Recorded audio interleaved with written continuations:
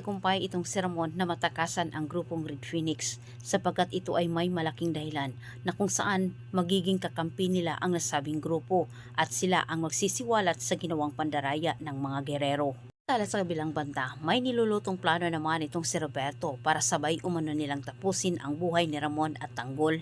Kahit sinabi ni Roberto dito kay Lucio, oras na umano para ipaalam kay Tanggol saan itong si Ramon para si Tanggol mismo umano ang pupunta sa kinaroroonan nila.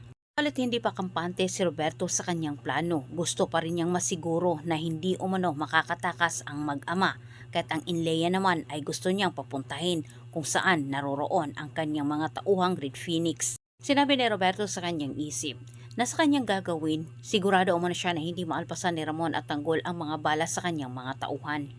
Ngunit paano naman magtagumpay ang masamang plano ni Roberto laban kay Tanggol kung gayong si Tanggol naman ay may espiya sa loob ng Inleya na kung saan itong si Garcia. Pinatawag ni Roberto itong si Rigor sa kanyang mansyon at ibinigay niya ang impormasyon kung wari nakuha umano niya ito sa hindi kilalang tao.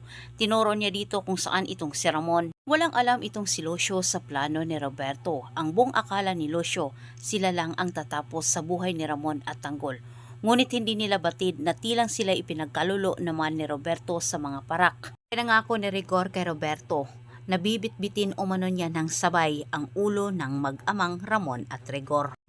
Nakipagpulong kaagad itong si Rigor sa kanyang mga kasamahan at sinabi niya sa mga ito na sila'y may misyon umano, ang tugisin itong si Ramon at Tanggol. Sa mga oras na yon, alam na ni Garcia na sila Tanggol ay dumayo na sa kinaroroonan ni Ramon para iligtas ito. Sobrang nabahala naman itong si Garcia na baka maabutan umano nila itong si Tanggol. Kahit palihim na tinawagan ni Garcia itong si Tanggol at sinabi niya na sila ay parating na umano para tugisin silang Ramon